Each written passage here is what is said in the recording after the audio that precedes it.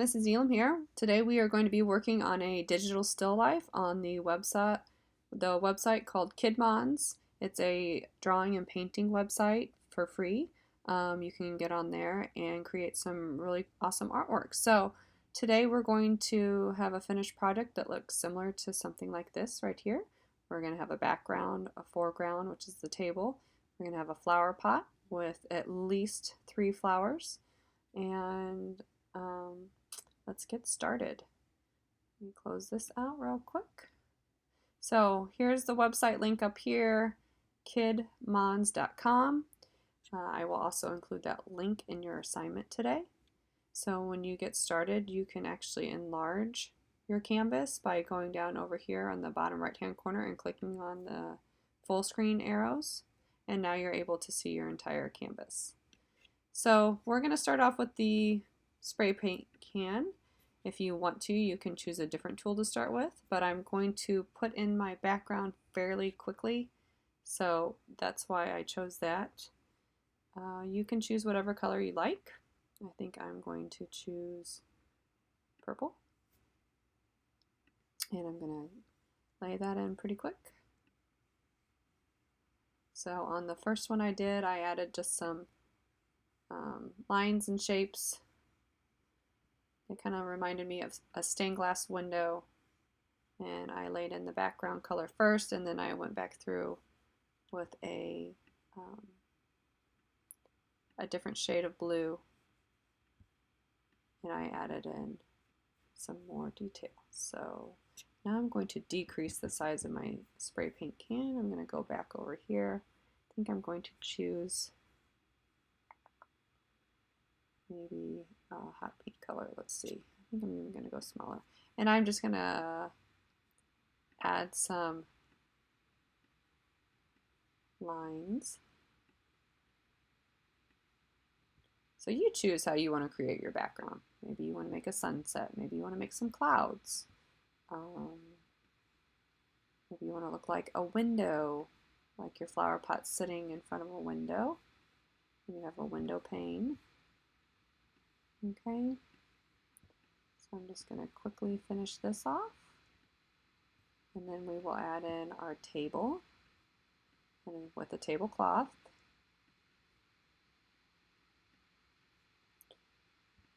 All right.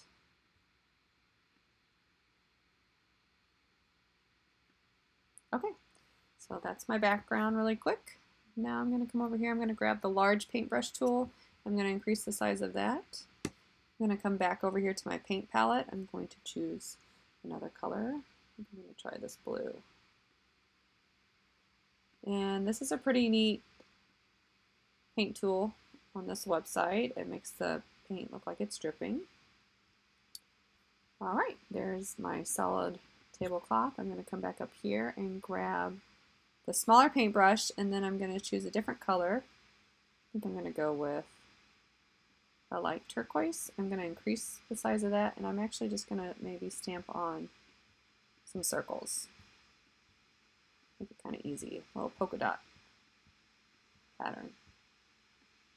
You could add stripes, you could add a checkered board, you could add a variety of lines, spiral lines, zigzag lines, wavy lines, whatever you choose. Okay, and now we are finished with our tablecloth.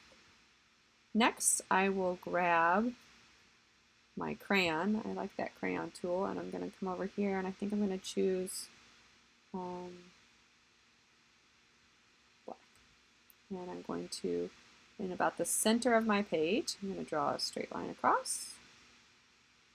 2 lines that come slightly in, and then 1 across the bottom. Oops, I didn't do a very great job of connecting those, so I'm going to try it again. All right, there we go. Now I'm actually going to come back over here and grab a different color to fill in my flower pot. I think I'm going to make my flower pot orange. I'm going to increase the size again. There we go. If you go outside of the lines, no big deal. You have an eraser that you can go back and eraser, or you have a back arrow that you could use. And take off something if you don't like it or if you don't like your color choice. Okay, so now that I've filled in that, I'm going to go back and grab my marker, increase my marker size, and I'm going to draw on some patterns. I'm going to add some bright yellow here. Add a wavy line, another wavy line,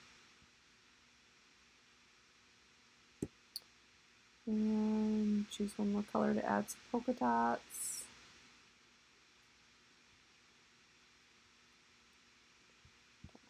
Let's see what happens. Let's do some green.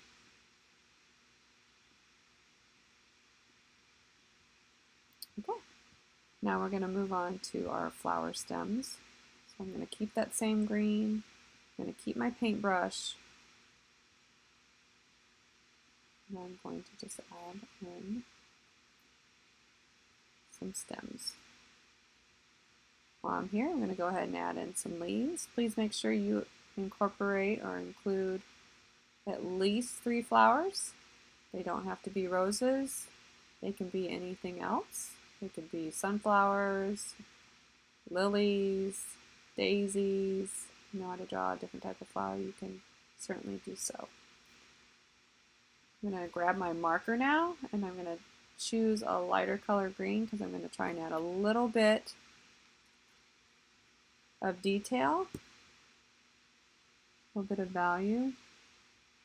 So you can kind of see a lighter green, and I'm drawing onto my flower stems.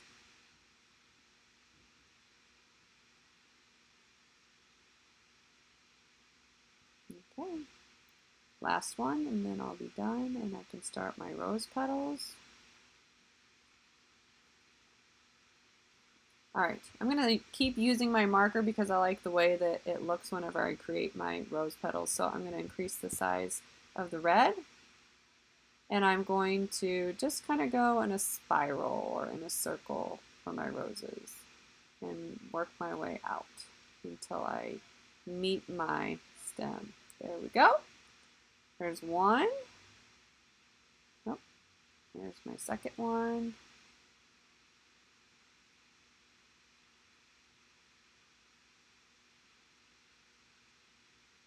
Okay, and number 3 right over here.